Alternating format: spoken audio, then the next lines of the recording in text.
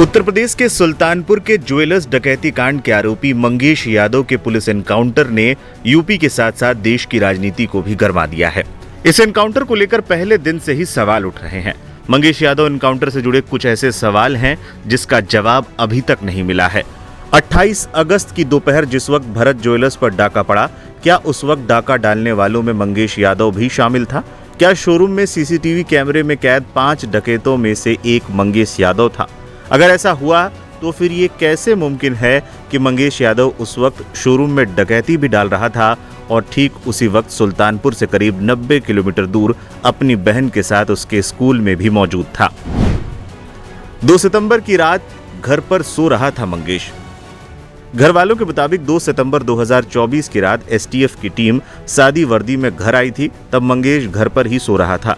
इतना ही नहीं, बीते कई दिनों से वो लगातार घर पर ही था। अब यहाँ सवाल है कि अगर मंगेश यादव भरत ज्वेलर्स के यहाँ लूटपाट में शामिल था और 1 सितंबर को उसके 3 साथियों का एनकाउंटर हो चुका था, तो फिर मंगेश यादव क्या घर पर बैठकर एसटीएफ के आने का इंतजार कर रहा था?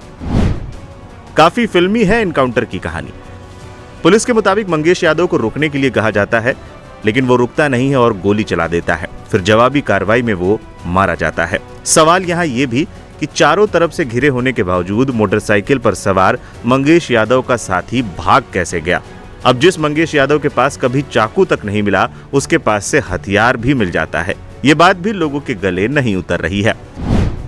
एसटीएफ की थ्योरी हो रही है फेल। जिस मोटरसाइकिल पर भागते हुए मंगेश यादव का एनकाउंटर हुआ था, वो मोटरसाइकिल चोरी की थी। जौनपुर से ये मोटरसाइकिल 20 अगस्त को एक अस्पताल से चोरी हुई थी और सबसे अजीब बात कि चोरी की रिपोर्ट 8 दिन बाद, जिस दिन भरत ज्वेलर्स में डाका पड़ा था, उसके 8 घंटे बाद रिपोर्ट लिखवाई गई थी।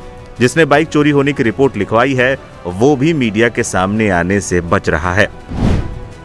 एसटीएफ टीम ने चप्पल पहनकर किया मंगेश का एनकाउंटर। खबरों की माने तो एसटीएफ के सीईओ डीके शाही ने ही मंगेश यादव पर गोली चलाई थी। इस एनकाउंटर के बाद की तस्वीरें सोशल मीडिया पर वायरल हैं। इन तस्वीरों में साफ देखा जा सकता है कि किसी अफसर ने बुलेट प्रूफ जैकेट तो छोड़िए, कई अफसर तो चप्पल पहने हुए नजर आ रहे हैं। गरीब घर से था मंगेश, फिर ब्रांडेड कपड़े कहां से आए? जो खबरें आई हैं उसकी माने तो मंगेश यादव का परिवार काफी गरीब है। मंगेश के पिता राकेश यादव ड्राइवर हैं। मंगेश का परिवार झोपड़ी नुमा घर में रहता है। घर की हालत और टूटी हुई झोपड़ी पुलिस के बयानों से मेल नहीं खा रही है। पुलिस का दावा है कि मंगेश के पास अमेरिकन टूरिस्ट का बैग, 3 ब्रांडेड टी-शर्ट और 2 ब्रांडेड पैंट मिले हैं। ये भला कैसे मुमकिन है? ये वो कुछ सवाल हैं जो पुलिस की थ्योरी और एनकाउंटर पर सवाल उठा रहे हैं। मामले को लेकर मजिस्ट्रेट जांच के आदेश भी दे दिए गए हैं, लेकिन मामले की न्यायिक जांच की भी मांग हो रही है।